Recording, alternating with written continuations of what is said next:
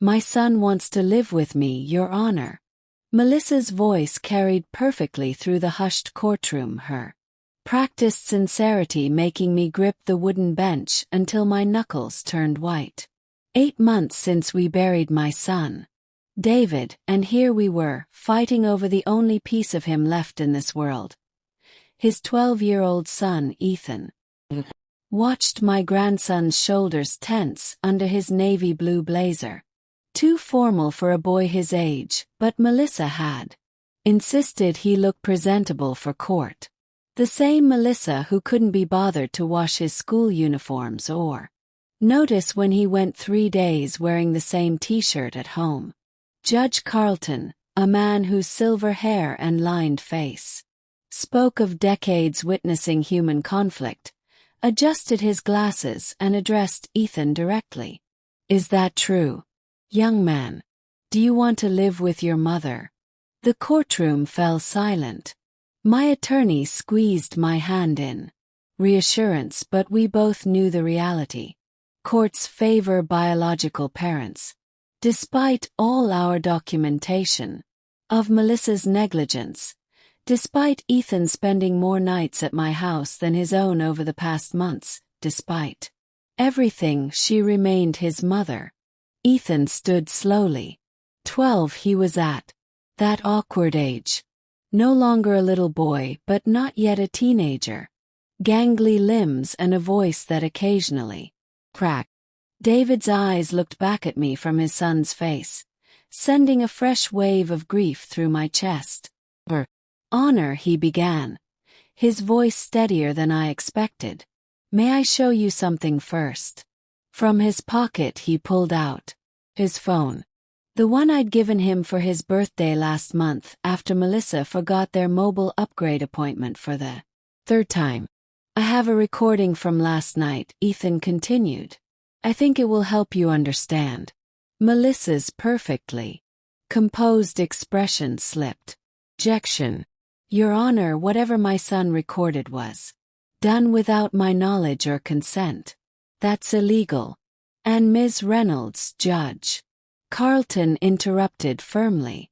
In family court I have considerable latitude to hear evidence, especially from the minor whose custody is being determined. I'll decide its admissibility after hearing. He nodded toward Ethan. You may proceed, young man. My grandson pressed play, and Melissa's voice filled the courtroom. Not the carefully modulated tones she'd used before the judge, but sharp, impatient words. Stop packing that bag, Ethan. You're not going to your grandmother's tonight. But Mom, you said I could when you and Brandon go to the concert. Plans change. Brandon thinks it looks bad if you're always at her house. Once this custody nonsense is settled, you won't be spending so much time with her anyway. But no buts. God, you're just like your father, always making everything so difficult. Look, once we get this court thing handled, we're moving to Phoenix with Brandon. His job offer includes a house with a pool. You'll love it. What about Grandma, Lauren, and my friends and dads? Your grandmother has interfered enough. You're my son, not hers. End of discussion. The recording continued with the sound of a door slamming, followed by Ethan's quiet crying. Judge Carlton's expression remained impassive, but his eyes had hardened. He looked directly at Melissa, whose face had drained of color. M. Reynolds, would you like to explain this recording? Melissa recovered quickly, tears springing to her eyes. Your Honor, I've been under tremendous stress since losing David. Sometimes I say things I don't mean. Ethan knows I love him more than anything. I bit my tongue so hard I tasted blood. 8 months of watching her neglect Ethan while she rebuilt her social life. 8 months of him showing up at my doorstep hungry or with homework unsigned. 8 months of her canceling her parenting time at the last minute. And now this performance. Judge Carlton wasn't finished. Ethan, is there more to this recording? My grandson nodded, his fingers trembling slightly as he found another timestamp. This is from later last night when Mom thought I was asleep. He pressed play. Again. This time we heard Melissa speaking to Brandon, her boyfriend of 5 months. The lawyer says once I have full custody, we'll have more flexibility with Ethan's trust fund for educational and living expenses. That old witch won't be able to block anything. Brandon's voice smooth and calculating. And the house, David's life insurance. The house is already mine, but the insurance mostly went into Ethan's trust. That's what I'm telling you. Once we have full custody and move to Arizona, we can petition to be the sole trustees. Lauren won't have any say. Watched the judge's expression darken as the recording continued, detailing Melissa and Brandon's plans for the money my son had left to secure his child's future. Money that had become, it seemed, Melissa's primary interest in maintaining custody. When the recording ended, Judge Carlton removed his glasses and pinched the bridge of his nose. The courtroom remained silent, the truth hanging heavy in the air. We'll take a 30-minute recess, he finally announced. When we return, I'll hear final arguments before making my decision. As we filed out of the courtroom, my attorney leaned close. That recording changes everything, Lauren. Judges hate when financial motives drive custody battles. I nodded but couldn't speak past the knot in my throat. This wasn't victory. It was a tragedy. My grandson had been forced to expose his own mother's callousness to protect himself. In the hallway, Ethan slipped his hand into mine, something he hadn't done in public since he was 9, considering it too babyish. The simple gesture nearly broke me.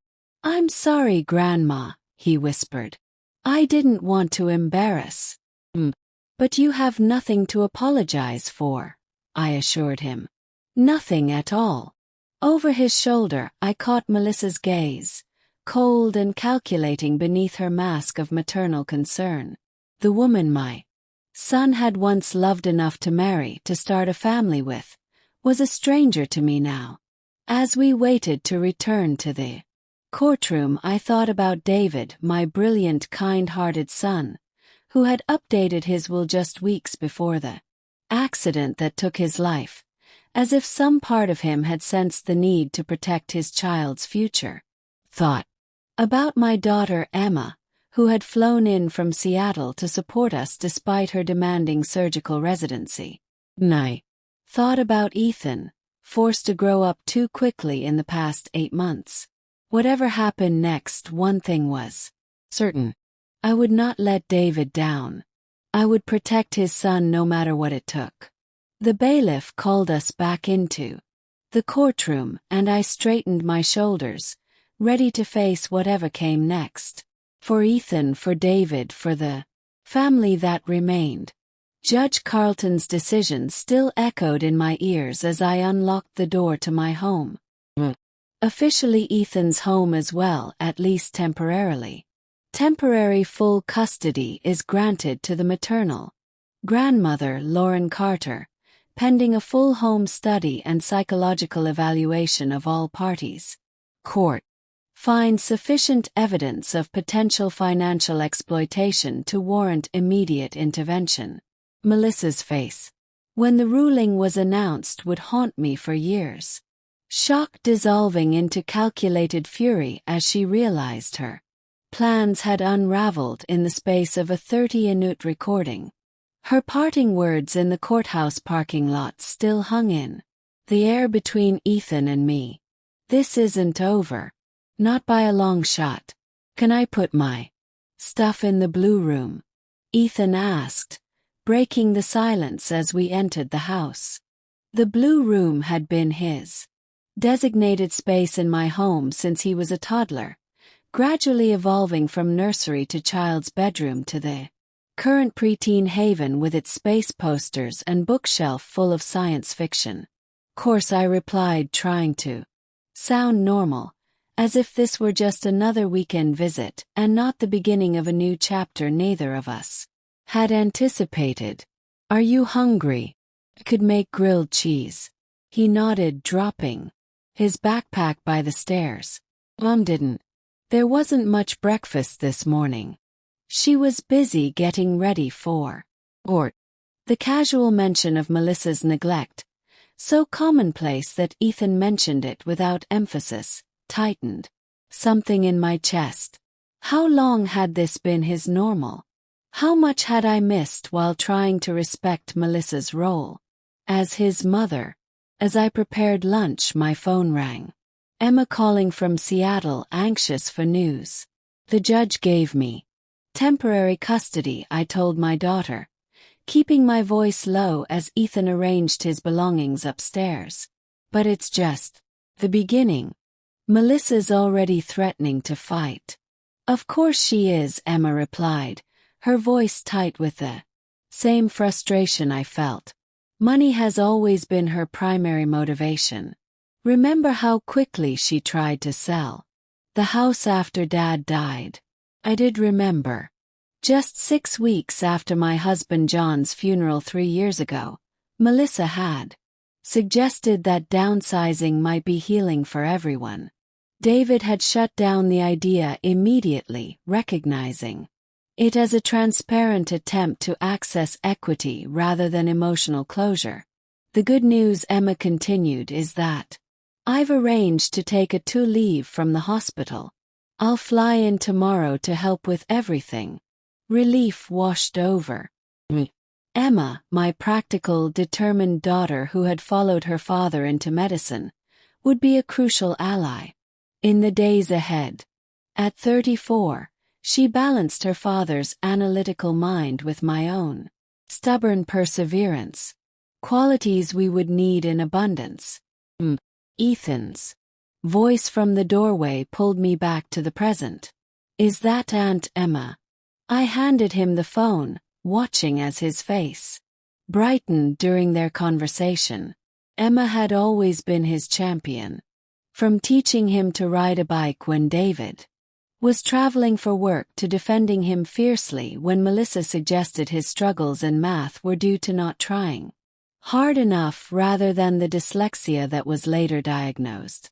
As they chatted, my phone pinged with a text message from my attorney. Melissa's lawyer requesting emergency hearing to overturn temporary custody order, claiming recording was illegal and grandson was coerced. Court date next Tuesday. Don't worry, we're prepared. The brief moment of peace shattered. Of course, Melissa wouldn't accept the judge's decision. Course she would claim manipulation.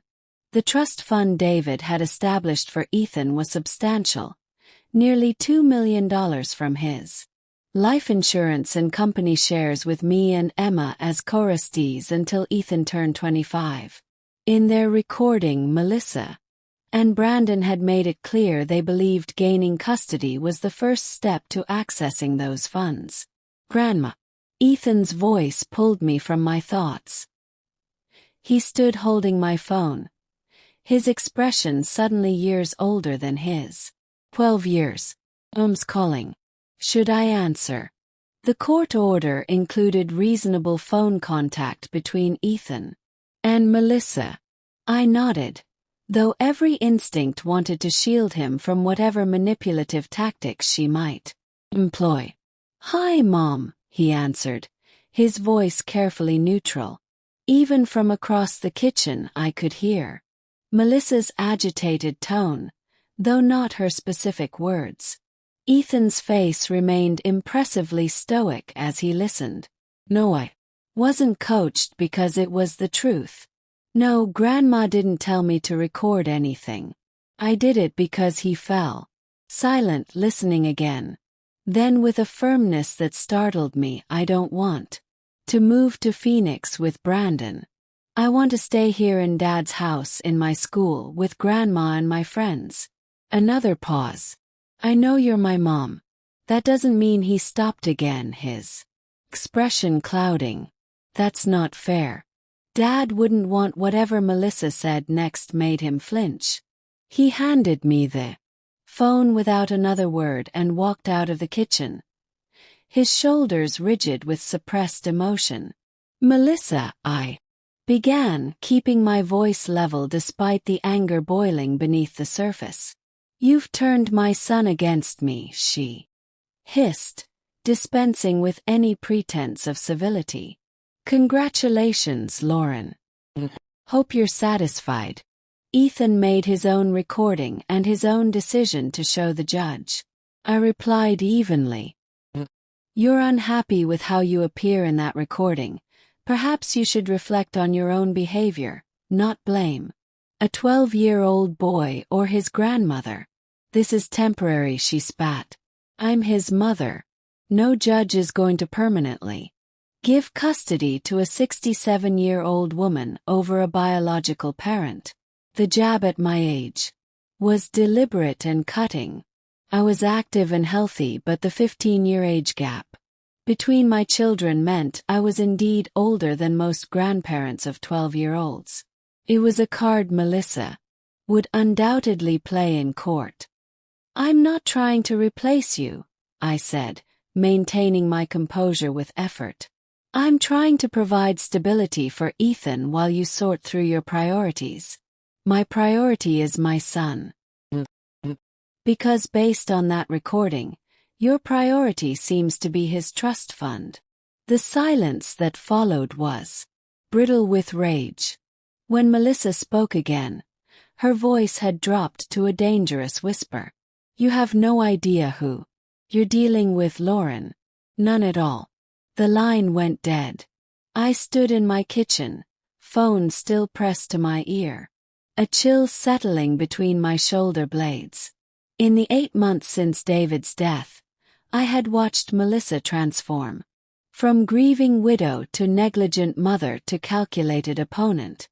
What would she become next now that her financial plans had been temporarily thwarted? From upstairs came the faint sound of Ethan's guitar, halting chords of the song David had been teaching him before the accident. The familiar melody steadied me, a reminder of what was at stake. Phone pinged with another text, this time from Emma. Flight lands 10:15 a.m. tomorrow. Don't worry, Mom. We've got. I took a deep breath and began assembling grilled cheese sandwiches, choosing normally as my shield against the storm I knew was gathering. Ethan needed stability now more than ever, and I was determined to provide it, no matter what Melissa might do next.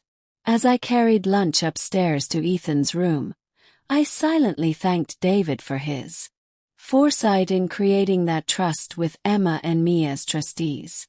Without it, Melissa might have already depleted the funds meant to secure his son's future. With it, we at least had financial leverage in the battle ahead. All we didn't have was any idea how far Melissa would go to regain control, not just of Ethan, but of the money she believed should be hers. Emma's arrival the following morning brought a surge of energy into the house. My daughter had always been a force of nature, efficient, direct, and fiercely protective of those she loved. As a pediatric surgeon, she channeled these qualities into saving children's lives. Now, she would use them to help save her nephew. I've already spoken with 3 child psychologists who specialize in custody evaluations, she announced before her suitcase had even hit the guest room floor. And I've compiled Ethan's medical records showing the pattern of missed appointments and delayed vaccinations over the past 8 months. I smiled despite my exhaustion.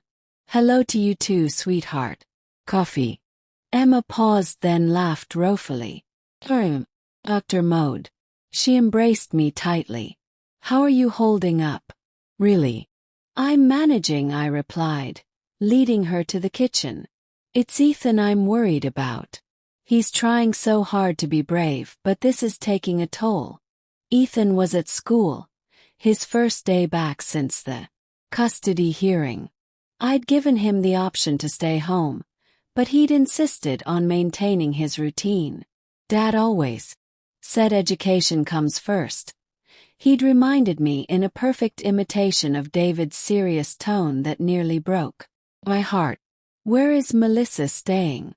Emma asked, accepting the coffee mug I offered. "At the house, as far as I know. The judge didn't order her to leave the family home, just granted me temporary custody of Ethan." I sighed, sinking into kitchen chair. That's another complication. Legally, the house belongs to Melissa as David's widow, though the mortgage is being paid from Ethan's trust, as David specified in his will. Emma's expression hardened. So she's living in a house essentially paid for by Ethan's inheritance while plotting how to get control of the rest of his money. Before I could respond, my phone rang. My attorney, Patricia Winters. "Lauren, we have a situation," she began without preamble. "Melissa's filed an emergency motion claiming elder exploitation." What? The accusation was so absurd, I nearly laughed. "She's alleging you're using Ethan to access his trust fund for your own benefit.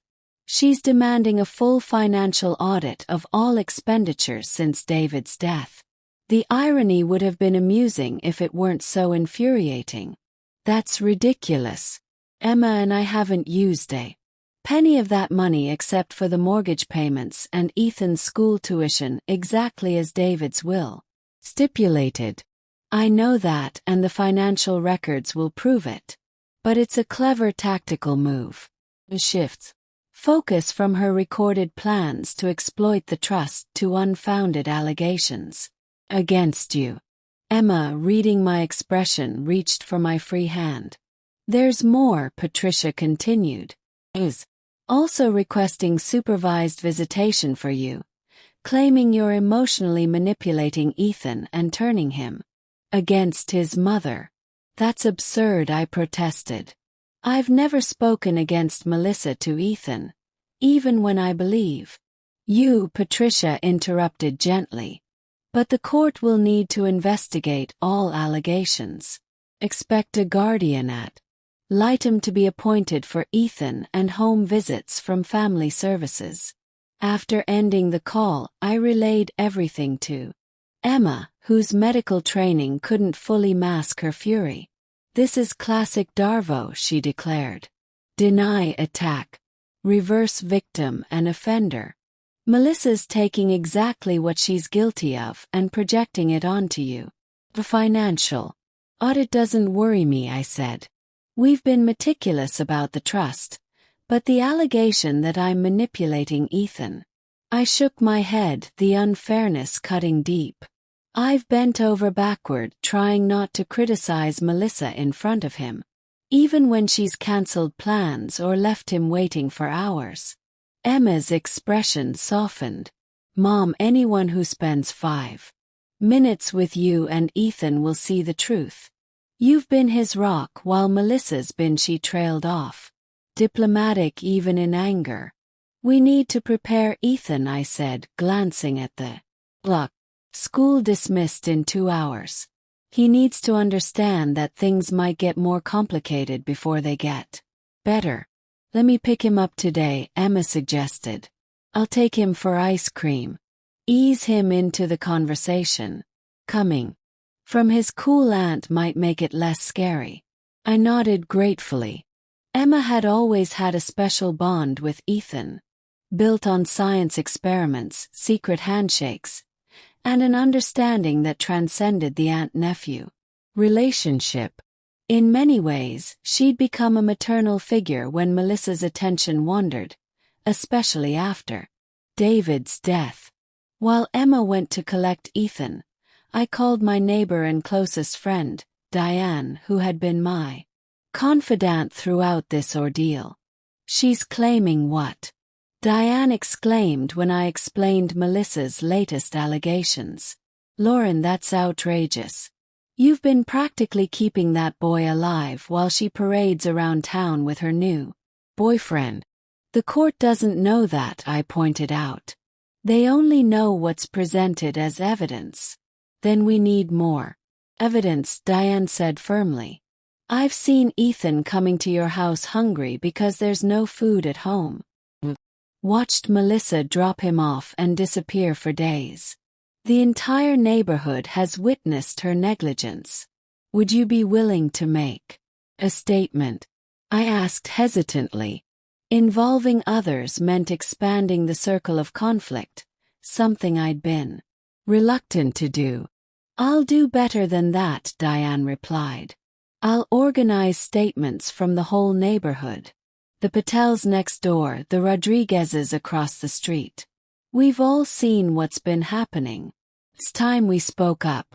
By the time Emma returned with Ethan, his favorite mint chocolate chip ice cream, having softened the blow of the latest developments, I had emails from 5 neighbors offering detailed accounts of Melissa's neglect and my consistent presence in Ethan's life. Grandma, Aunt Emma says Mom's telling lies about you, Ethan said as he entered the kitchen. His expression troubled but determined. I can tell the judge what really happened. Have more recordings. I exchanged glances with Emma, concerned about putting Ethan in the middle of an increasingly hostile battle. What kind of recordings? Emma asked carefully. Times when Mom forgot to pick me up from school. When she left me alone all weekend with just $20 for food. When she and Brandon were talking about selling Dad's watch collection. That was supposed to be mine when I'm older. He pulled out his phone. I've been keeping track of everything since. You showed me how to use the voice memo app. Aunt Emma, my heart ached for this child who had felt the need to document his own neglect, even as I felt a surge of pride at his resourcefulness.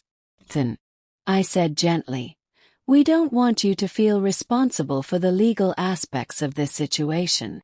That's for the adults to handle. He looked at me with eyes too wise for his 12 years.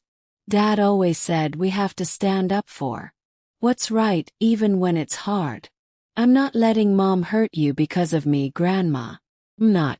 In that moment I saw David so clearly in his son that tears sprang to my eyes. Emma, noticing, smoothly suggested Ethan show her his latest science project upstairs, giving me a moment to compose myself. Alone in the kitchen, I looked at the growing collection of evidence on my laptop, financial records, neighbor statements, Ethan's recordings, and wondered how we had arrived at this point. How the woman my son had loved enough to marry had become an adversary willing to destroy anyone in her path to financial gain. And I wondered with a chill I couldn't shake just how far Melissa would go when she realized the neighborhood was rallying against her, that Ethan had been documenting her neglect, and that her carefully constructed narrative was beginning to unravel. The answer, I feared, would prove far worse than anything we had prepared for.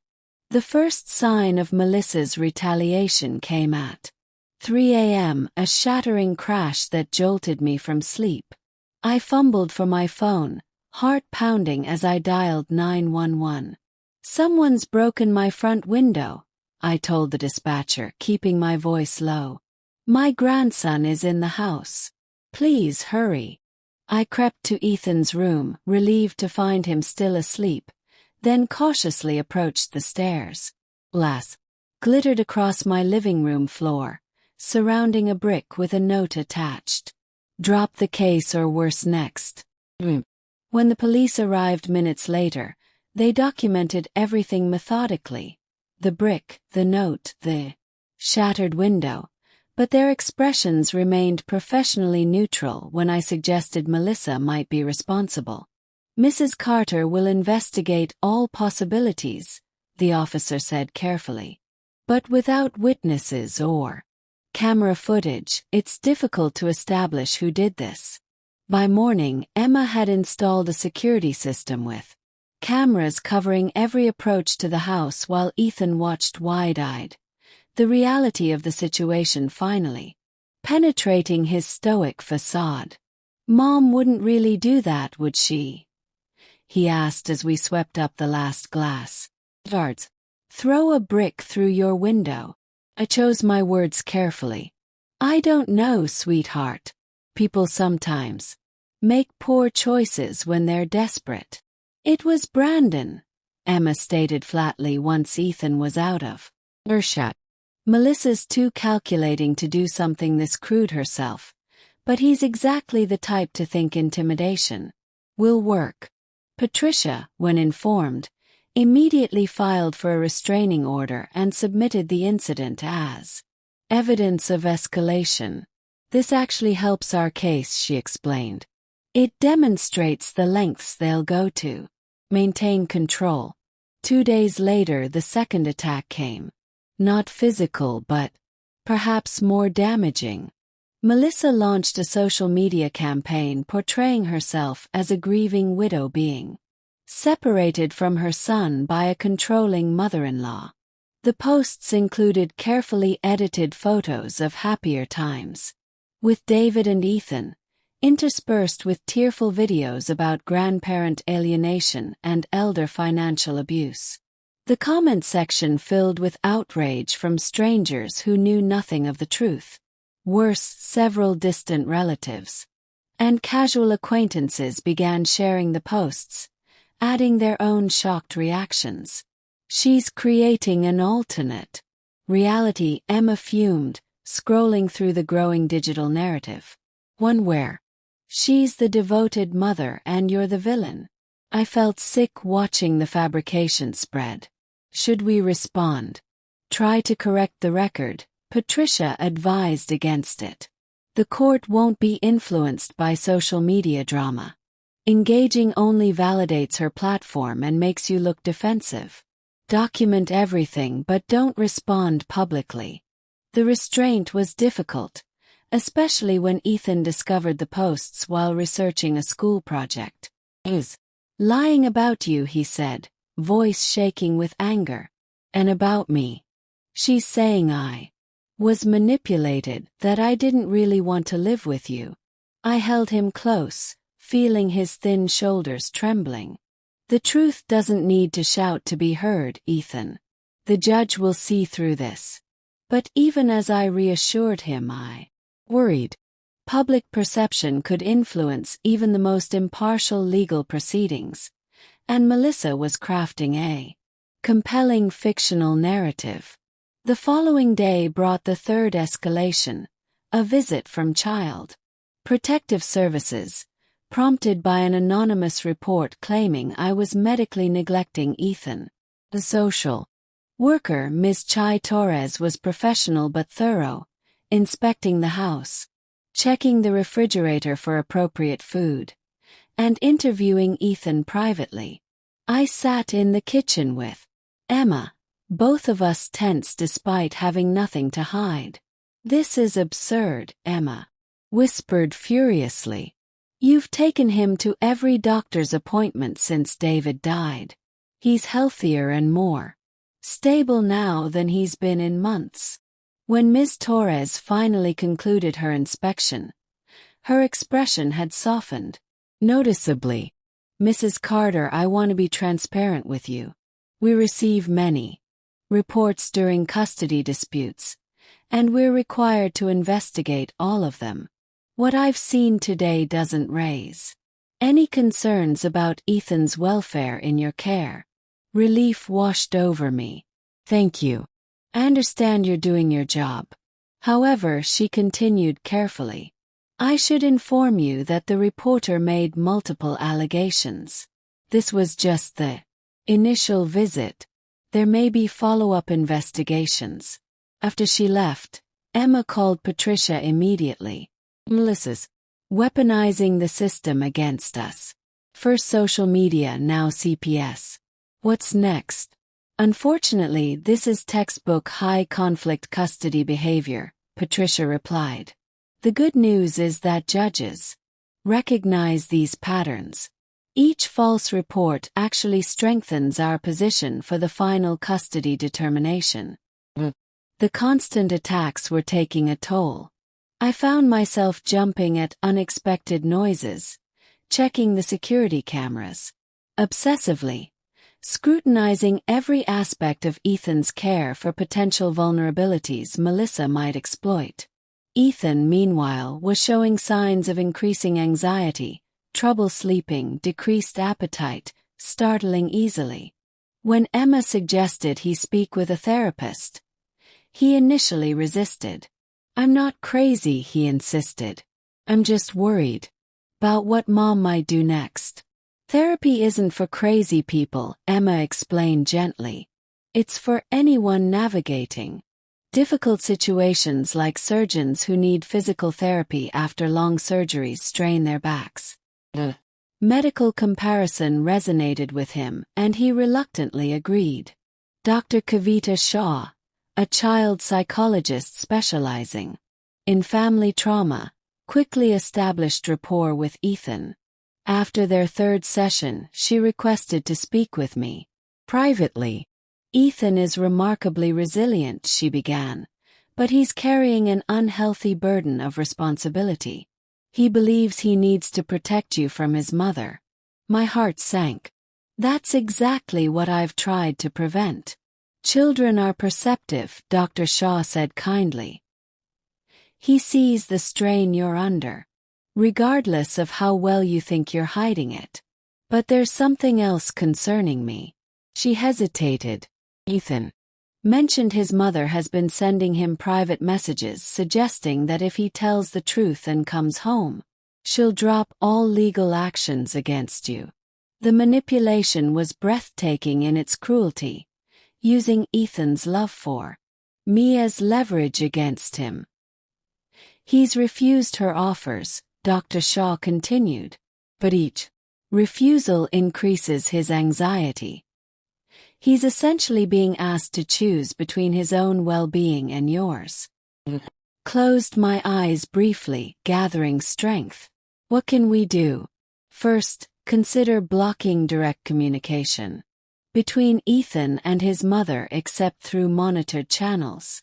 Second, Ethan needs reassurance that the adults will solve these problems, not him. And third," she met my gaze directly, "need support too, Mrs. Carter. This situation would challenge anyone, let alone someone processing their own grief for their son." That evening, after discussing Dr. Shaw's recommendations with Emma and Patricia, we filed an emergency motion requesting that all communication between Melissa and Ethan be conducted through a court-approved co-parenting app that would document all exchanges. As I prepared dinner, trying to maintain some semblance of normal routine, Emma received a text that made her expression darken. "What now?" asked, dreading the answer. "It's from Dad's old colleague at the hospital," she replied slowly. "Melissa was just hired as an administrative assistant in the billing department, the same department that handles all employee medical records." The implications hit me immediately. Emma's position as co-trustee of Ethan's trust made her as much a target as me. If Melissa gained access to her medical information, "Call HR in the morning," Emma said, already composing an email to her supervisor and the hospital legal department. That night, as Ethan finally slept peacefully with the help of Dr. Shaw's recommended bedtime routine, Emma and I sat on the porch, the security lights casting long shadows across the yard. "She's not going to stop," Emma said quietly. "Every time we block one avenue, she finds another." I watched the shadows, remembering how David had played in this very yard as a child, how he'd later taught Ethan to ride a bike on this same stretch of concrete. "No, she's not going to stop," I agreed. "But means we need to find a way to end this conclusively." "How?"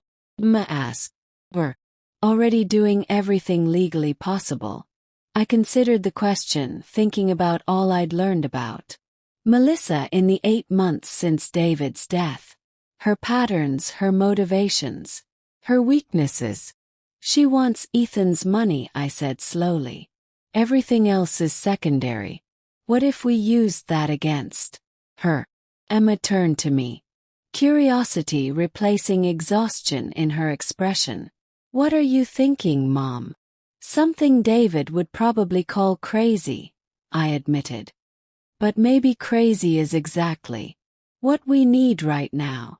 You want to do what? Patricia stared at me across her office desk, coffee cup frozen halfway to her lips. Offer Melissa money to walk away. I repeated calmly. Not from Ethan's trust. That remains untouchable. Personal funds. Emma, seated beside me, nodded. Mom's been thinking this through all night. Melissa's actions are financially motivated. If we address that motivation directly, we might be able to resolve this without dragging Ethan through months of escalating conflict.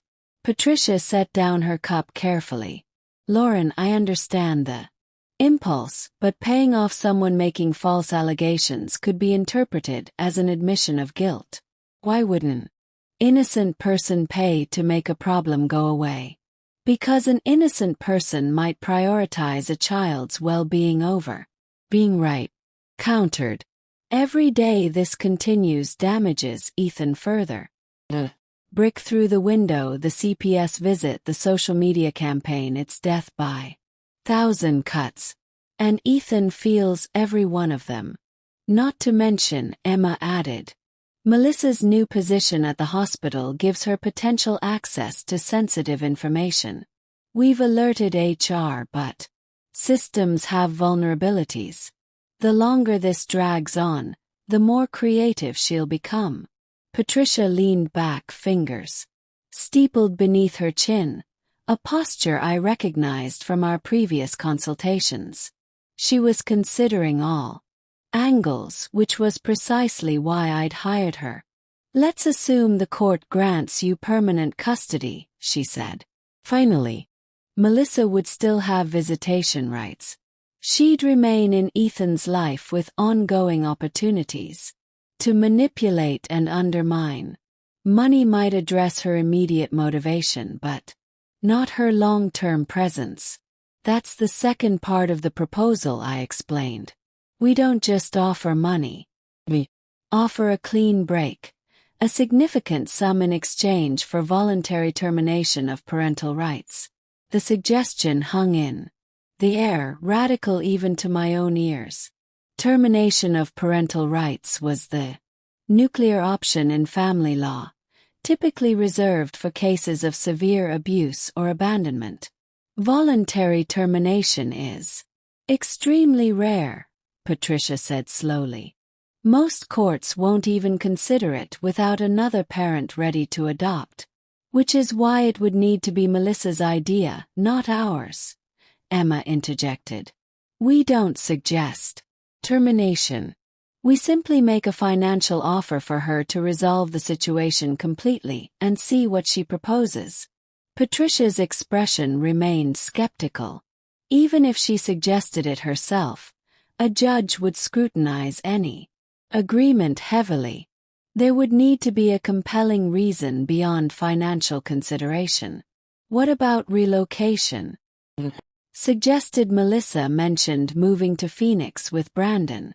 If she presented termination as a compassionate choice, allowing Ethan stability rather than cross-country visitation, it might be more palatable to the court. And if she brought up the idea first, Emma added, after we've established a pattern of her prioritizing money over Ethan's welfare, it would reinforce our narrative rather than undermine it. Patricia tapped her pen thoughtfully against her legal pad. It's unorthodox, she admitted. But given the circumstances, how would you envision approaching her? Not directly, I said firmly. That's too risky. We need A neutral third party, someone who could float the concept without it being traced back to us. I might have an idea, Emma said slowly.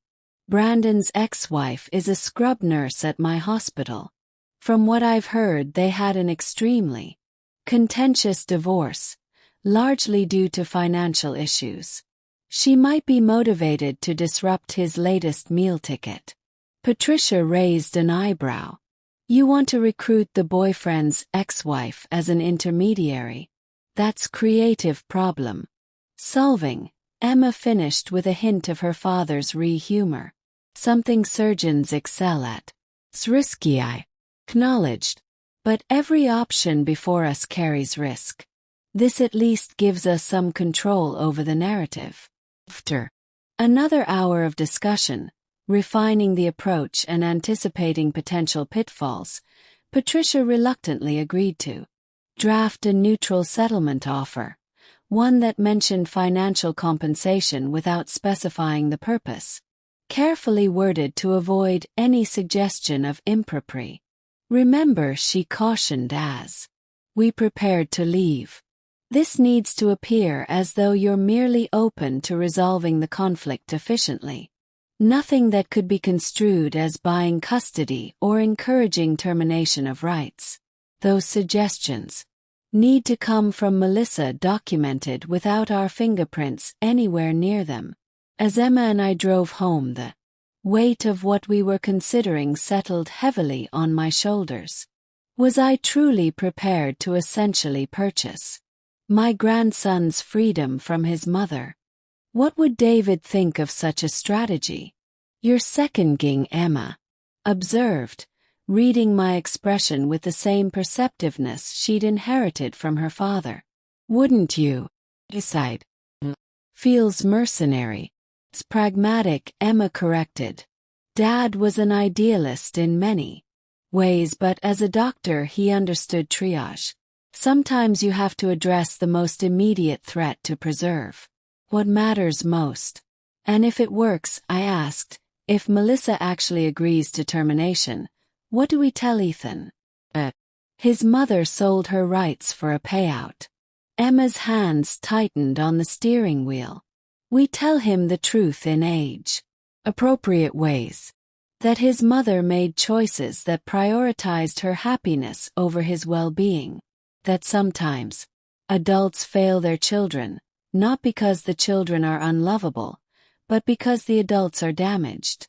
That's a heavy burden for a 12-year-old. It's already his burden, Mom. He's living it every day. The only question is whether we help him understand it or leave him to interpret it alone. When we arrived home, Diane was on the porch with Ethan, supervising as he repainted the railing, a project he'd requested, explaining solemnly that constructive activities help process difficult emotions, according to Dr. Shaw. Perfect timing, Diane called as we approached. We're just finishing the first coat. Ethan has quite the eye for detail. My grandson looked up. Paint smudged across one. The first genuine smile I'd seen in days lighting his face. Grandma, do you like the blue? It's almost the same color Dad and I painted my treehouse. The simple joy in his expression, the connection to David he was working to maintain, strengthened my resolve. This child deserved stability, security, and peace, not to be a pawn in his mother's financial schemes. That evening, after Ethan had gone to bed, Emma made the call to Brandon's ex-wife, carefully framing the conversation as one healthcare professional to another, concerned about a child caught in an increasingly volatile situation. 3 days later, as Ethan and I worked in the garden, my phone rang with an unknown number. Lauren. Melissa's voice was cool, controlled. I think it's time we discussed a permanent resolution to our situation, one that benefits everyone involved. I met Emma's gaze across the yard where she'd been pretending to read while actually monitoring the security cameras. I'm listening, I replied, matching Melissa's businesslike tone while my heart raced with cautious hope. The first piece of our strategy had worked. Now came the delicate part, allowing Melissa to believe the most reprehensible solution was her own brilliant idea. "Let's be practical about this situation," Melissa continued, her voice carrying the smooth confidence of someone who believes they're in control. "This legal battle is costly for everyone involved emotionally and financially. There's a simpler solution." I remained silent, letting her fill the space, a technique I'd learned during my years teaching high school English. The most revealing statements often emerge when people are uncomfortable with silence. "I'm considering relocating to Phoenix with Brandon," she continued after a moment. "His job offer includes significant advancement opportunities, and frankly, there are too many painful memories here since David's death." "I understand," I replied neutrally, giving nothing away. "Ethan has mentioned you were discussing a move." A brief hesitation. "Yes, well, that's part of what I wanted to discuss. Long distance co-parenting would be challenging, especially with our current dynamics." I could almost hear her calculating her next words, weighing how direct to be about her true intentions. "It occurs to me," she finally said, "that there might be an arrangement that would benefit everyone. Ethan is clearly attached to you and Emma. He's established at his school, has his friends here. Uprooting him might not be in his best interest." The sudden concern for Ethan's welfare would have been touching if it weren't so transparently strategic. I remained silent, waiting. "I'm wondering if we might consider a more permanent arrangement," Melissa continued, her voice dropping slightly as if sharing a confidence. "One where Ethan remains with you, and I move forward with my life in Phoenix." "What exactly are you proposing?" Melissa asked, careful to keep any hint of eagerness from my voice. "Clean break," she replied promptly. "I've been researching options. Did you know that voluntary termination of parental rights is possible under certain circumstances, particularly when another family member is prepared to assume full responsibility?" And there it was, the suggestion we'd hoped she would make, now presented as her own compassionate idea. Patricia had warned us to let Melissa articulate the proposition clearly, to create an unambiguous record of her initiative. "That's a significant step," I observed, deliberately neutral. "Termination of rights is permanent." "Exactly," she agreed, a new eagerness entering her voice. "No more court battles, no more conflict. Ethan stays where he's comfortable, and I can move forward without constant legal entanglements." "I see," I said carefully. "And what would this arrangement entail?" Practically speaking, the brief pause told me we'd reached the crux of the conversation, the part Melissa had been leading toward all along. "Well, there would be financial considerations," she said delicately. "After all, I'd be relinquishing my claim to make decisions about Ethan's future, including his inheritance management." Suggesting compensation, I clarified, ensuring the terms were explicit. "I prefer to think of it as recognition of the sacrifice involved," Melissa countered smoothly. "I am his mother after all. Legally walking away from that relationship deserves acknowledgement." I took a steadying breath, feeling Emma's attentive gaze from across the yard. "What kind of acknowledgement did you have in mind?" $250,000, Melissa stated without hesitation, as if she'd calculated the precise value of her maternal rights. "A one-time payment, after which I would voluntarily terminate all parental rights and legal claims regarding Ethan." The amount was actually less than we'd anticipated, revealing either Melissa's underestimation of her negotiating position or the depth of her eagerness to cash out and leave. "That's a significant request," I replied, stalling while I processed her proposal. "I would need to consult with my attorney about the legality of such an arrangement." "Of course," Melissa agreed readily. "I've already spoken with mine. It's unconventional but not unprecedented. The key is presenting it to the court as a mutual recognition that Ethan's stability is best served by remaining with you while I pursue opportunities that would otherwise require disrupting his life." Her rehearsed explanation sounded reasonable, even altruistic. A mother sacrificing her rights for her child's well-being with financial compensation merely an incidental factor. The narrative was cleverly constructed to disguise the reality. She was selling her son for a $250,000. "We'll need to think about this," I said, unwilling to appear too eager despite the surge of hope her proposal had triggered. "And discuss it with Emma, as she's co-trustee of Ethan's inheritance." "I understand," Melissa replied, an edge of impatience now audible beneath her composed exterior. "But I should mention that Brandon's position has a definite timeline. We would need to relocate within the next month to secure the opportunity, so a prompt decision would be appreciated."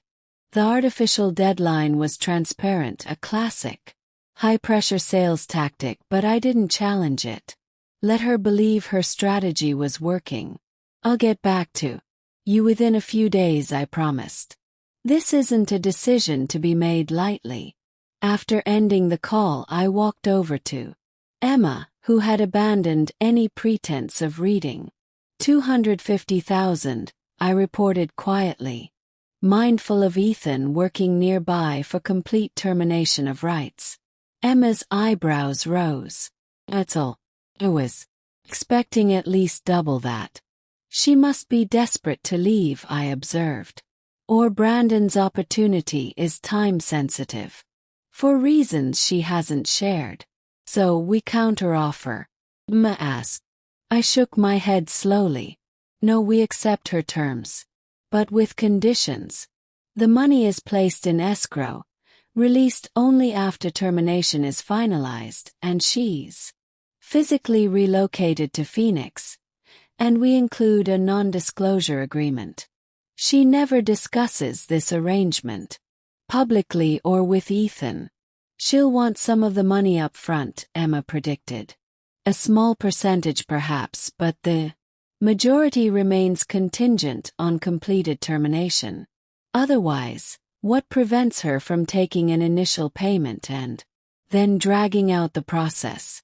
We spent the evening carefully planning our response, consulting with Patricia via secure video call to ensure every aspect of our counterproposal was legally sound and ethically defensible. "The court will scrutinize this arrangement heavily."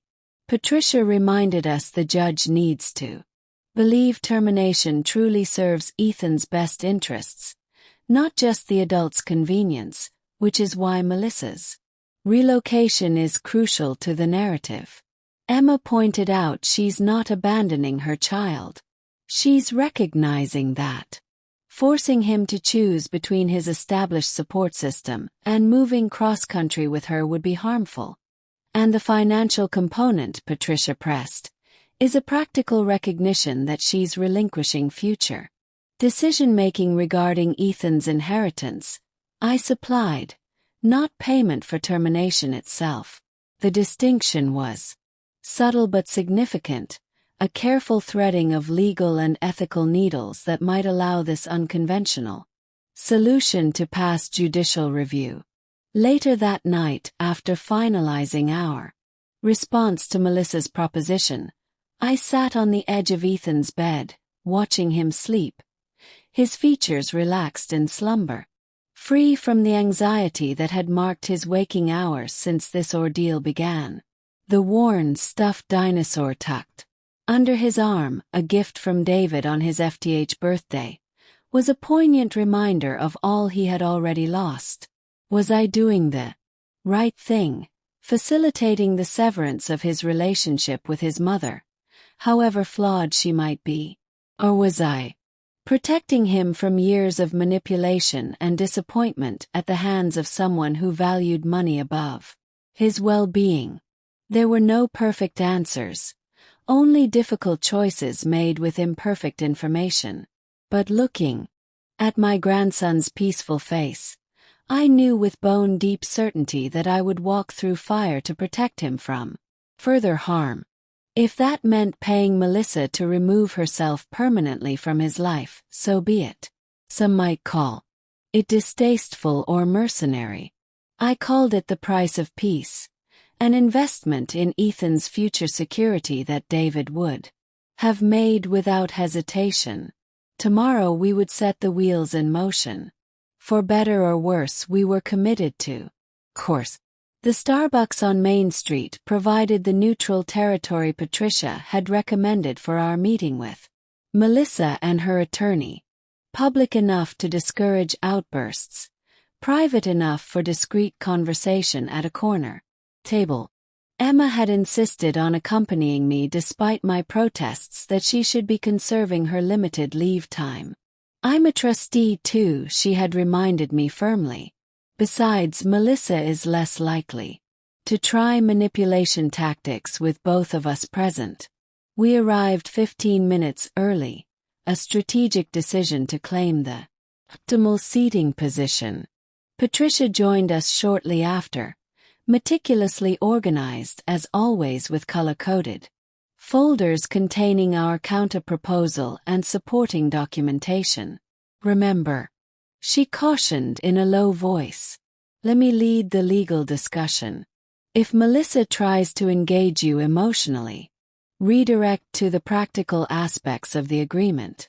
Melissa arrived precisely on time, accompanied by a sleek man in his 50s whose tailored suit and calculated smile marked him as the type of attorney who specialized in aggressive negotiation. Brandon waited outside in the parking lot, a detail that struck me as oddly telling. He wanted the benefits of Melissa's potential windfall, but preferred to keep his hands clean of the actual transaction. Lauren, Emma, Melissa nodded curtly as she took her. All pretense of familial warmth abandoned now that we'd moved to the business phase of our relationship. Is Gregory Walsh my attorney? After brief introductions, Patricia opened her primary folder. We've reviewed your client's proposal for voluntary termination of parental rights in conjunction with her relocation plans. My clients are prepared to accept the financial terms with certain conditions. Walsh raised an eyebrow clearly, surprised by our lack of resistance to the amount. What conditions? Patricia slid a document across the table. Full agreement is outlined here, but essentially the $250,000 would be placed in escrow with 15% released upon signing the preliminary agreement, and the remainder dispersed after court approval of termination and verification of Ms. Reynolds' relocation to Arizona. Melissa's eyes narrowed slightly. That could take months. Approximately 60 days, Patricia corrected. We've researched the typical timeline for uncontested termination cases in this jurisdiction. The court prioritizes resolution when all parties are in agreement. Walsh reviewed the document with practice deficiency. There's also a non-disclosure provision here. Standard in family settlements. Patricia replied evenly. It prohibits all parties from discussing the financial terms of the agreement, publicly or with the minor child. That seems reasonable, Walsh acknowledged, still scanning the document. However, the relocation verification is problematic. My client's timeline is contingent on her partner's employment opportunity, which may be flexible. I recognize the negotiating tactic. Immediately, creating an artificial obstacle to concede later in exchange for a more significant concession from.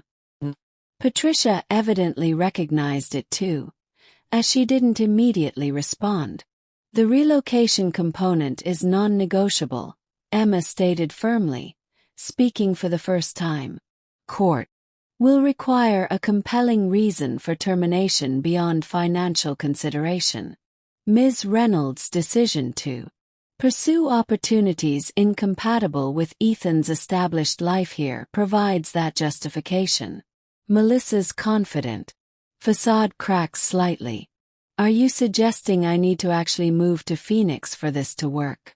That is precisely what we're saying, I confirmed, meeting her gaze directly. The narrative presented to the court must be truthful and verifiable. You are choosing to relocate for professional and personal opportunities, recognizing that uprooting Ethan would be detrimental to his well-being.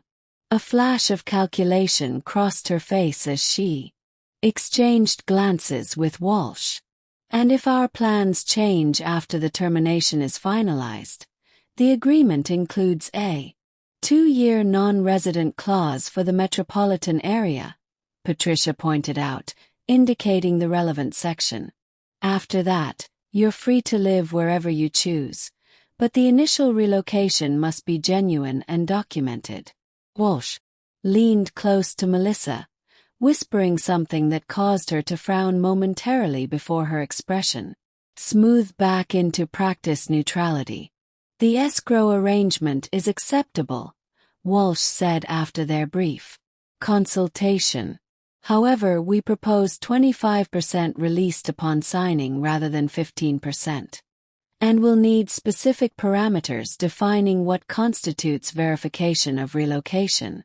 The negotiation continued for nearly 2 hours, addressing every detail from the timeline for court filings to the specific language that would be presented to the judge.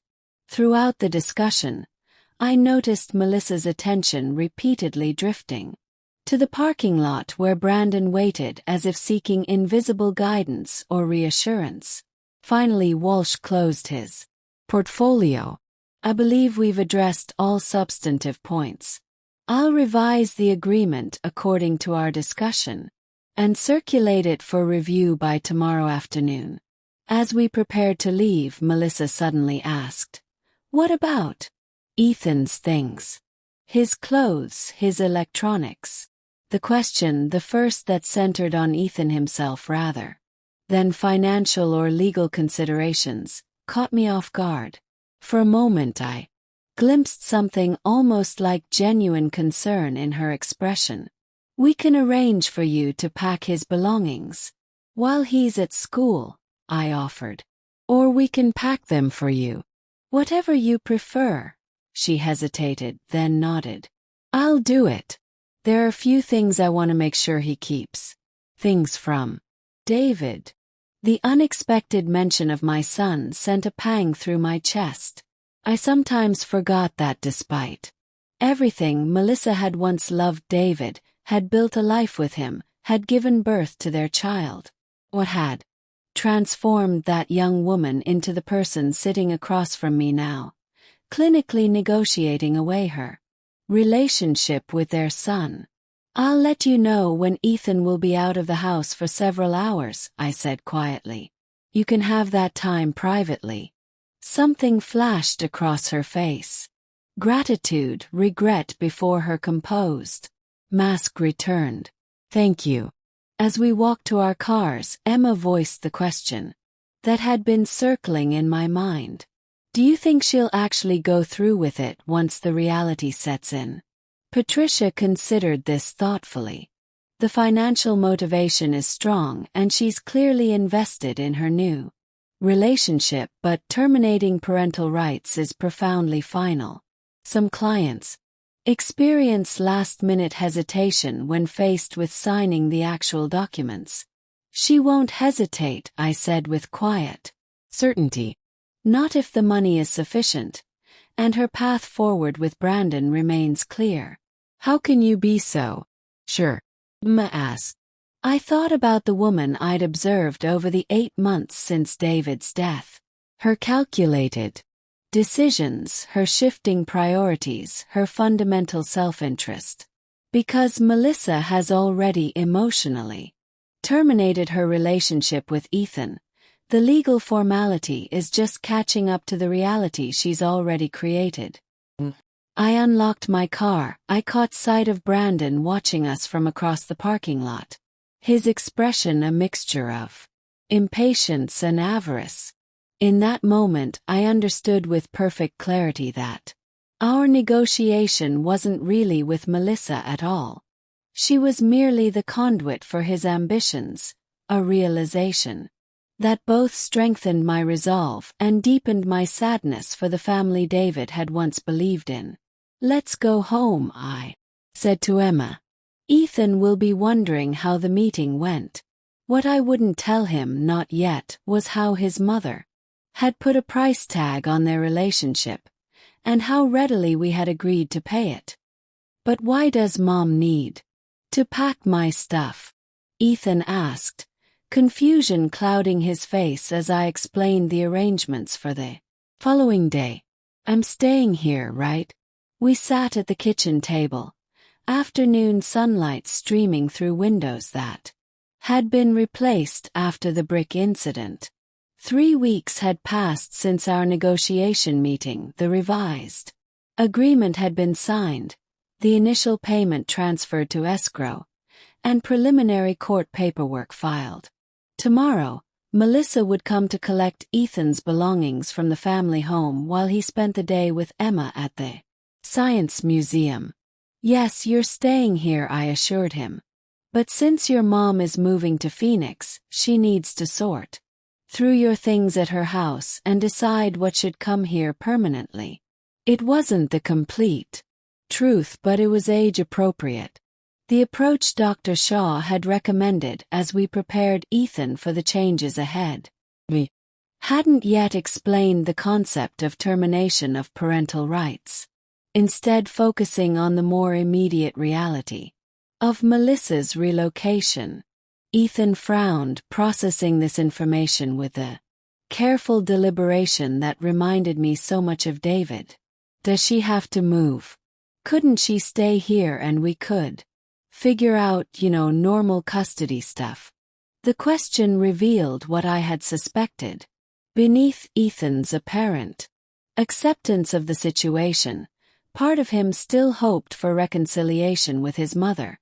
Despite her neglect, despite the recorded evidence of her priorities, she remained his mother. That primal bond couldn't be severed by logic alone. Your mom has made her decision, I said gently. She believes this move represents an important opportunity for her future with Brandon. More important than me, Ethan said flatly, the hurt barely concealed beneath his matter-of-fact tone. I resisted the urge to agree or to disparage Melissa. Shaw had emphasized the importance of allowing Ethan to form his own conclusions without adult influence. Can't speak to your mom's priorities, Ethan. I can only tell you that Emma and I are committed to providing you with stability and support no matter what. He nodded, but his expression remained troubled. Can I at least call her tomorrow to say goodbye before she packs everything up? The request caught me off guard. Since the custody hearing, Ethan had shown little interest in communicating with Melissa, especially after discovering her social media campaign against me. The supervised calls mandated by the temporary custody order had been brief and awkward. Of course, I agreed, reaching for my phone. Would you like to call her now? He shook his head. No, tomorrow is better. Before she starts packing, I just want to tell her something. The cryptic response triggered a flutter of concern, but I respected his privacy. Ethan had demonstrated remarkable maturity throughout this ordeal. He deserved some agency in managing his relationship with his mother, even as it approached its legal conclusion. Later that evening, as Emma and I prepared dinner, I shared Ethan's request. "Do you think we should be worried about what he wants to tell her?" Emma considered this as she chopped vegetables with surgical precision. "He's not confrontational by nature. I guess he wants closure, perhaps to ask questions he's been hesitant to voice in our presence, or to make one last attempt to change her mind," I suggested. The possibility sending a chill through me despite the kitchen's warmth. Even if that's his intention, would it be wrong to allow it? Emma challenged gently. If Melissa chose Ethan over Phoenix and Brandon, wouldn't that ultimately be better for him? A mother who actually prioritizes her child? Question gave me pause. Had I become so focused on winning this battle that I'd lost sight of what might truly be best for Ethan? If Melissa had a last-minute change of heart, rejected the money, and committed to genuine co-parenting, wouldn't that represent healing rather than defeat? Right, I acknowledged. If she chose Ethan, I would adjust. The words felt inadequate to describe the complex recalibration such a development would require, but they were honest. "He won't," Emma said quietly, her certainty matching my own earlier assessment. "But Ethan needs to know he was given every opportunity to maintain that relationship. Otherwise, he might spend years wondering if he could have prevented the rupture." Dr. Shaw confirmed this perspective during our phone consultation that evening after Ethan had gone to bed. Allowing Ethan some agency in this transition is crucial for his long-term adjustment, she explained. Even if the conversation is painful, it's better than the alternative of feeling powerless in a situation that fundamentally alters his life. The following morning brought unseasonable rain, matching the somber mood as Ethan prepared for his day with Emma. He seemed withdrawn, responding to questions with monosyllables and picking at his breakfast without enthusiasm. "You can call your mom from the car before we reach the museum," Emma offered as they prepared to leave. "I'll give you privacy." Ethan nodded, clutching his phone with unusual intensity. As they headed toward the door, he suddenly turned back and hugged me fiercely, a spontaneous gesture that caught me by surprise. "Love you, Grandma," he whispered before pulling away, eyes suspiciously bright. "Love you too," I replied, throat tight with emotion. "Have fun at the museum." After they departed, I busied myself with practical tasks, laundry, meal preparation for the week ahead, organizing the guest room that would soon become Ethan's permanent space. Anything to distract from the knowledge that across town, Melissa was systematically removing herself from her son's life. Patricia called mid-morning with an update. "Melissa's attorney has confirmed she'll be at the house from noon until 3 o'clock. The court date for the termination hearing has been set for 3 weeks from today. Assuming all goes as planned, this should be finalized before the new school year begins." "Has she mentioned any hesitation?" I asked, still processing my conversation with Emma the previous evening. "None," Patricia replied firmly. "In fact, she's requested information about expediting the process if possible. She's eager to complete the relocation." The confirmation simultaneously relieved and saddened me. Relieved because it suggested our path to stability for Ethan remained clear. Saddened because no mother should be eager to sever ties with her child regardless of circumstances. Shortly after noon, Emma texted, "Call with M complete. Brief but intense. E upset but processing. Continuing with museum plans. Home around 4. I resisted the urged to ask for details, knowing Emma would share what was appropriate when they returned. Instead, I focused on preparing Ethan's favorite lasagna for dinner. A small comfort after what was clearly a difficult emotional experience. At precisely 3 o'clock, my phone rang with Melissa's number. Answered. Cautiously, uncertain what to expect after Ethan's conversation with her. "I finished at the house," she said without preamble, her voice strangely subdued. "Everything sorted and labeled. Ethan's clothes are packed in suitcases in his room.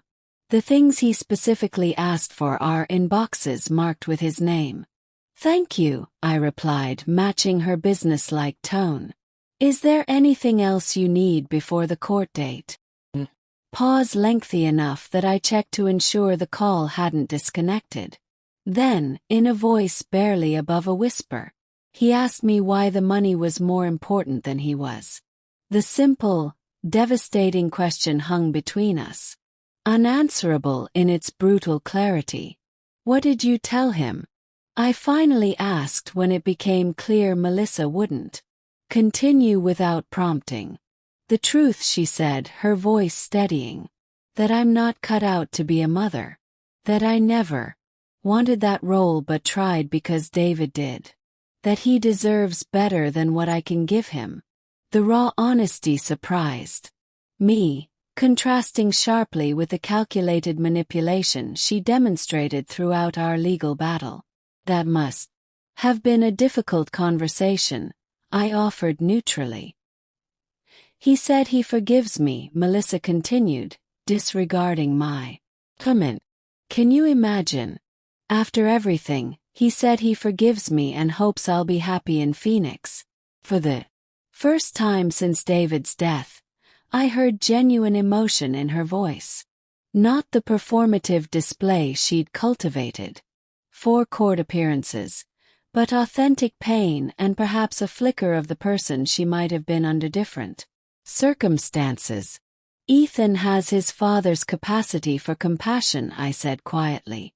"Yes," she agreed, the single word laden with recognition of all she was relinquishing. "Take care of him, Lauren."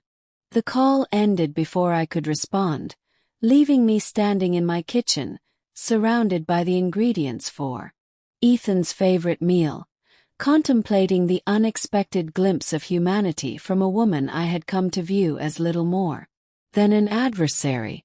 When Emma and Ethan returned that afternoon, I knew immediately from their expressions that something significant had shifted.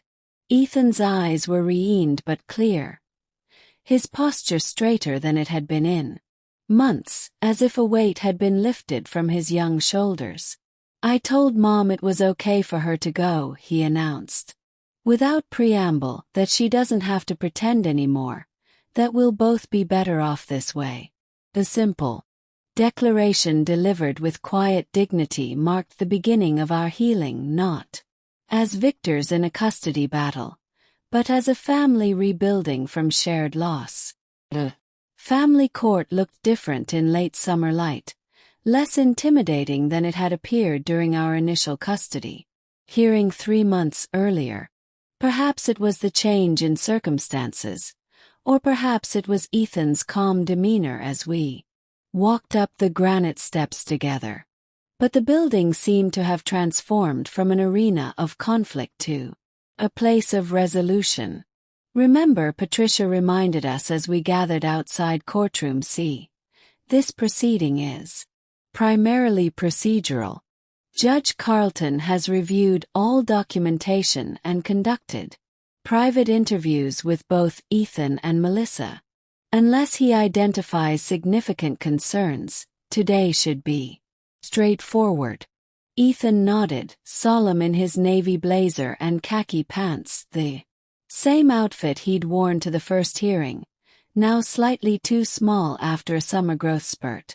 12 verging on 13, he stood at the threshold between childhood and adolescence, forced to navigate adult complexities while still collecting Pokémon cards and building elaborate Lego structures, Emma adjusted his slightly crooked tie. You don't have to say anything unless the judge directly asks you a question, she assured him. And if you feel uncomfortable at any point, just look at us. We can request a break. Okay, Ethan replied with a quiet confidence he'd been gradually reclaiming since his conversation with Melissa. The past 3 weeks had brought noticeable changes. Improved sleep, increased appetite, renewed interest in activities he'd abandoned during the custody battle. Shaw described it as the natural resilience of childhood asserting itself once the primary source of stress is dressed. As we entered the courtroom, I spotted Melissa and Brandon already seated on the opposite side. She wore a conservative gray dress that conveyed appropriate seriousness for the occasion, while Brandon's expression betrayed barely concealed impatience. A man eager to complete a transaction and move forward. Judge Carlton entered promptly at 9 o'clock. His manner businesslike but not cold. After preliminary statements from both attorneys outlining the voluntary termination agreement, he addressed Melissa directly. Ms. Reynolds, I've reviewed your petition for voluntary termination of parental rights along with the supporting documentation and our private discussion. Before proceeding, I must confirm for the record. Do you fully understand that termination of parental rights is permanent and irreversible? Melissa stood hands clasped before her. Yes, Your Honor. And you understand that upon termination, you will have no legal right to visitation, communication, or input regarding any aspect of your son's life. I understand, she confirmed, her voice steady. Judge Carlton studied her carefully. In most cases of voluntary termination, the court requires extraordinary circumstances or a step-parent adoption. Neither applies here. Why should I approve this petition? Patricia had prepared us for this question. The central issue any family court judge would need to address. Your Honor, Melissa began, following the narrative we had carefully constructed during negotiations. My relocation to Phoenix represents a significant opportunity for professional advancement and personal growth. Attempting to maintain a cross-country co-parenting relationship would create instability for Ethan, particularly given our challenging history. He has a stable, loving home with his grandmother and aunt, continuity in his school and community, and ongoing therapeutic support processing his father's death. She paused, then added something that hadn't been rehearsed. Most importantly, Ethan deserves parents who can fully commit to his well-being. Lauren and Emma Carter have demonstrated that commitment consistently. Have not. The simple admission, honest in a way I hadn't expected, seemed to register with Judge Carlton, whose expression softened slightly. Mr. Walsh, the judge addressed Melissa's attorney. The court notes a financial settlement associated with this termination. Would you characterize this as payment for parental rights? Walsh responded smoothly. Not at all, Your Honor. The settlement addresses practical matters related to Ms. Reynolds' relocation and recognizes the significant financial responsibility the Carters are assuming. It's structured to facilitate a clean transition for all parties. Judge Carlton's slight frown suggested he wasn't entirely convinced by this characterization, but he moved on. Ethan Reynolds, he said, his tone gentling as he addressed my grandson directly. We spoke privately last week, but I want to confirm your position has not changed. Do you understand what's happening today? Ethan stood, his voice remarkably steady. Yes, sir. My mom is legally ending her role as my parent so she can move to Arizona. My grandmother will have full custody of me. And you're comfortable with this arrangement? Ethan nodded, then added with unexpected eloquence. My dad used to say that family is about showing up, not just sharing DNA. My grandma and Aunt Emma have shown up for me every day. I'll be okay with them. A murmur rippled through the courtroom at the simple wisdom from a 12-year-old's perspective. I blinked back tears, recognizing David's oft-repeated philosophy in his son's words. But Carlton nodded thoughtfully. Thank you, Ethan. You may be seated. After consulting several documents before him, the judge removed his glasses and addressed the courtroom. Having reviewed all relevant factors, including the guardian ad litem's recommendation, psychological evaluations, and my interviews with the parties, I find that the proposed termination serves the child's best interests under these specific circumstances. He turned to Melissa. Miss Reynolds, are you making this decision freely and voluntarily without coercion? Yes, Your Honor, she confirmed. And to the Carters, are you prepared to assume full legal responsibility for Ethan's care and well-being? We are, Emma and I responded in unison. Judge Carlton nodded once, decisively.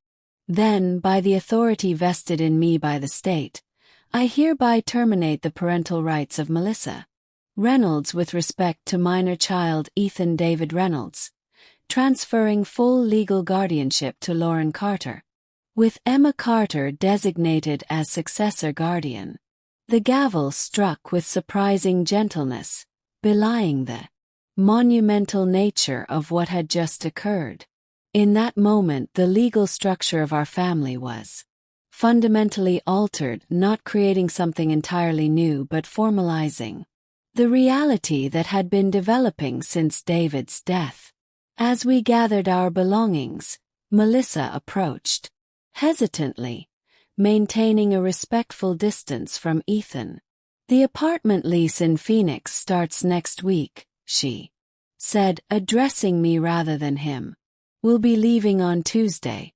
I wish you well, I replied with genuine sincerity, the bitterness of our conflict having gradually dissolved into something more complex. Not forgiveness exactly, but recognition of the human complexity beneath our adversarial positions. Melissa nodded, then turned to Ethan, uncertainty evident in her posture. After a moment's hesitation, he stepped forward and offered his hand with remarkable maturity. Goodbye, Mom, he said simply.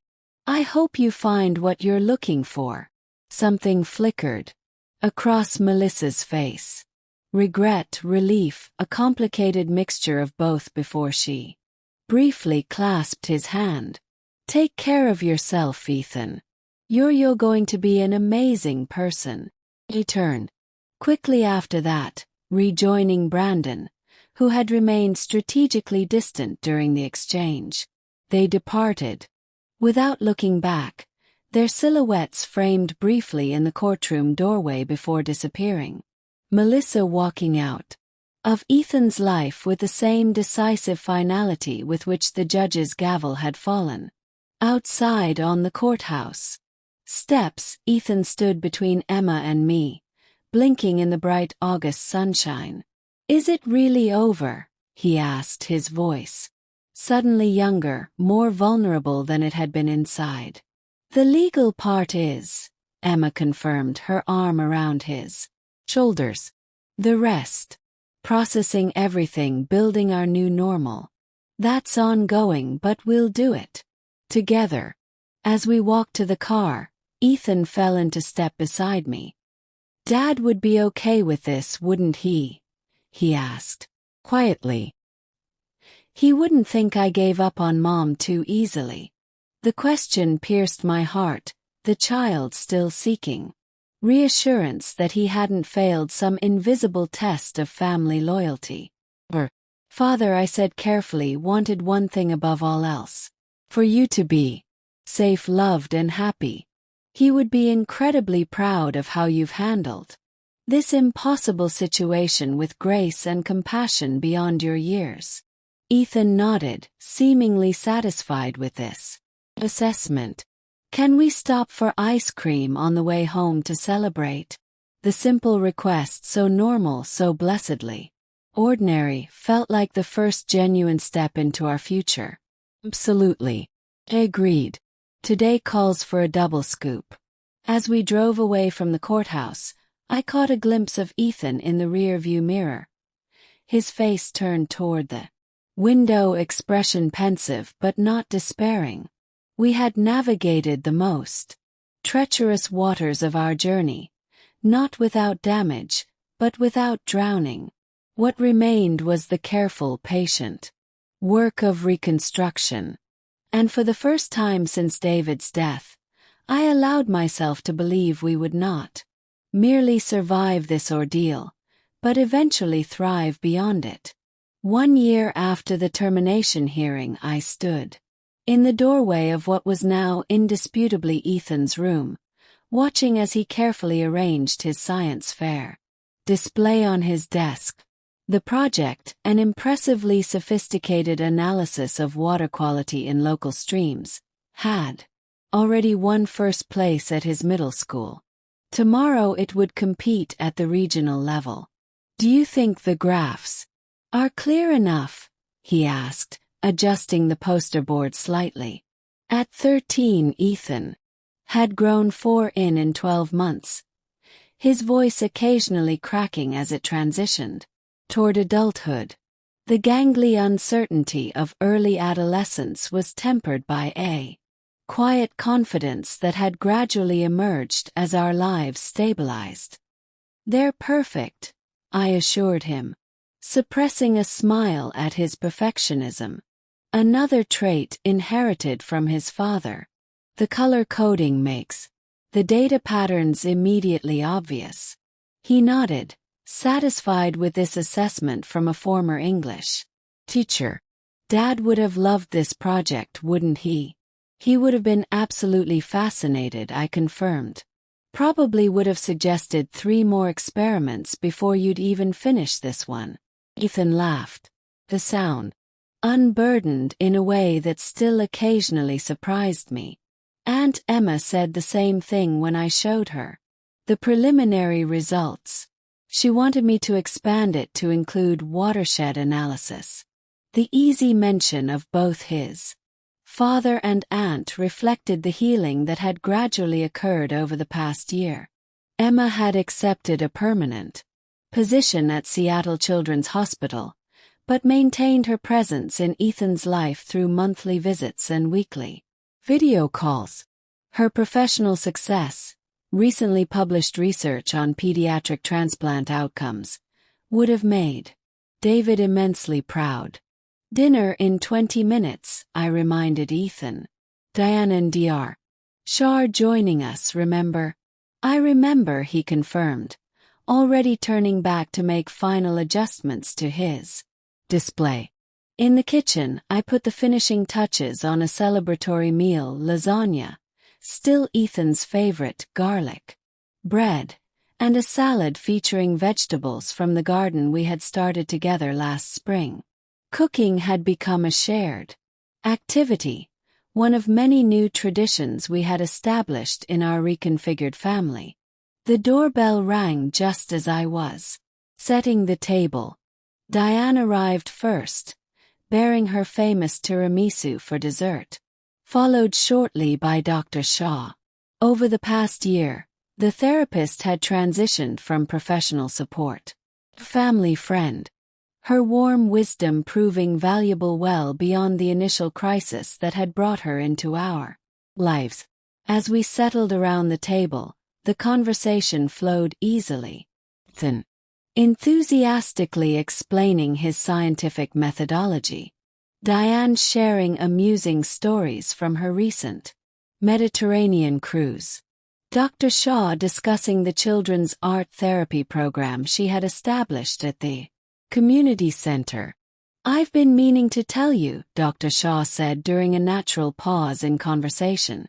"Ethan's case Study, anonymized of course, has been accepted for presentation at a national conference on childhood resilience. This journey provides valuable insights for professionals working with children navigating family restructuring. Ethan looked up with interest. You're using my story to help other kids. With your grandmother's permission, Dr. Shaw confirmed. Your experience, particularly how you processed the termination, offers important lessons about children's capacity to adapt when provided with appropriate support and honesty. I watched Ethan absorb this information, noting the subtle straightening of his shoulders, the physical manifestation of recognizing that his pain might serve a purpose beyond mere suffering. Speaking of which, he said after a moment, setting down his fork, there's something I've been wanting to show everyone. He disappeared upstairs, returning moments later with his tablet. I found this while organizing old files last week. It's the original recording from the court hearing. The mention of that pivotal moment, Ethan raising his phone in the courtroom, the devastating evidence of Melissa's true priorities playing for all to hear, sent a ripple of tension through our celebratory dinner. Are you sure you want to revisit that, sweetheart? Asked carefully. We had rarely discussed Melissa since her departure for Phoenix. True to the non-disclosure agreement, she had maintained complete silence. Well, birthday cards, no holiday greetings, no social media mentions of the son she had legally relinquished. I'm sure, Ethan replied with a quiet determination that had become his hallmark. I think it's important. He placed the tablet on the table and pressed play. The recording began with Melissa's voice, sharp, impatient, dismissive of Ethan's desire to visit me. But then something unexpected happened. As the familiar argument continued, I realized with growing confusion that this wasn't the same recording that had been played in court. This version continued beyond the argument about visiting me, capturing a conversation I had never heard before. Mom, Ethan's voice asked, do you even want me to live with you? A lengthy pause followed, then Melissa's sigh. It's complicated, Ethan. That's not an answer. Another pause. If I'm being honest, I was never meant to be a mother. Your father wanted children. Went along with it because I loved him. But this role, it doesn't come naturally to me the way it does to your grandmother. Then why are you fighting for custody? Ethan's voice was smaller now, vulnerable. Because that's what mothers are supposed to do, Melissa replied. An edge of bitterness in her tone. Because admitting I don't want that responsibility makes me a monster in everyone's eyes. Not in mine, Ethan said quietly. I'd rather know the truth than live with someone who resents me. The recording ended there, leaving a stunned silence around our dinner table. I stared at Ethan, struggling to process what I just heard. That's not the recording from court, I finally managed. No, he confirmed, meeting my gaze steadily. That one came later. After I realized what was really happening with Mom and Brandon and the trust fund. This was the first one from about 2 weeks earlier. Dr. Shaw leaned forward slightly. You recorded this conversation and then chose not to use it. Ethan nodded. First I thought if Mom admitted she didn't really want to be a parent, that would solve everything. But then I overheard her and Brandon talking about the trust fund, and I realized. He paused, collecting his thoughts. I realized that showing a judge she didn't want me would hurt her too much. It would make her look like a bad person. The money conversation was better because it was about them being greedy, not about her failing as a mother. The profound compassion of this decision, a 12-year-old boy protecting the dignity of the very woman who had failed to protect him left me speechless. Even in the midst of his own pain, Ethan had considered how to minimize damage to Melissa's reputation. That was an incredibly empathetic choice, Dr. Shaw observed gently. May I ask why you're sharing it now? Ethan considered the question carefully. Because I'm not angry anymore. For a long time I thought Mom gave me up because she wanted money more than she wanted me. That hurt a lot. Now I understand she gave me up because she knew Grandma and Aunt Emma could give me what she couldn't. The money was just making it easier to admit the truth. The insight, profound in its compassion and maturity, brought tears to my eyes. In that moment, I glimpsed the man Ethan was becoming. Thoughtful, perceptive, capable of understanding human complexity beyond his years. Father would be so proud of the person you're becoming, I said softly.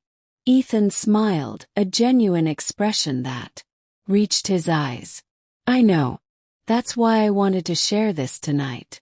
I feel like I'm finally okay with everything that happened. Like I can stop wondering if things could have been different. Diane, who had remained respectfully silent during this revelation, reached over to squeeze Ethan's hand. That's what healing looks like, young man. Not forgetting or pretending it didn't hurt, but finding a way to carry the experience without being defined by it. As we resumed our meal, the conversation gradually returning to lighter topics, I observed the people gathered around my table, this chosen family we had constructed from the fragments of tragedy, in whose steadfast friendship had sustained me through the darkest days. Dr. Shaw, whose professional guidance had transformed into genuine connection, and most importantly, Ethan, the grandson, who had become, in many ways, the heart of my life's second act. The journey from that first courthouse hearing had been neither straight nor easy. There had been setbacks amid the progress. Nights when Ethan still cried for his father. Moments when the absence of his mother still stung despite her limitations. Days when I questioned whether I had enough strength and wisdom to guide him through adolescence. But watching him now, animated as he explained a technical aspect of his project to Diane, confidence gradually replacing the uncertainty that had shadowed him after David's death, I felt profound gratitude for the path we had traveled together. The recording that had changed everything in that courtroom had been powerful in its damning evidence. But this second recording, the one Ethan had compassionately withheld, revealed something far more significant.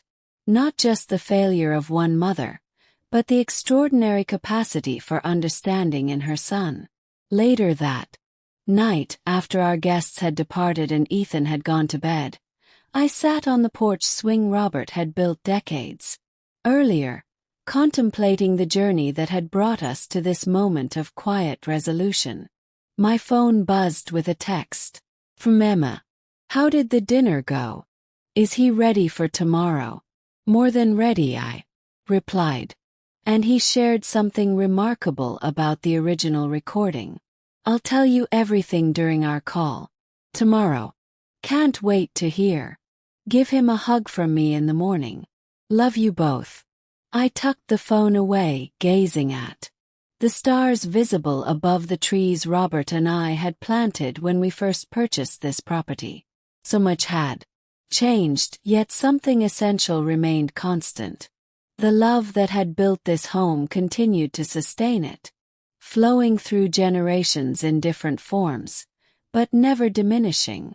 In the quiet darkness, I whispered a truth that had gradually emerged from the chaos of the past 18 months. We're going to be okay. And for the first time I believed. Completely. The story continues in the next chapter in the next linked video. But first, I need you to subscribe to join the family as we are looking forward to hit our first 10,000 subscribers target, and feel free to share your story in the comments. You matter, your voice does too.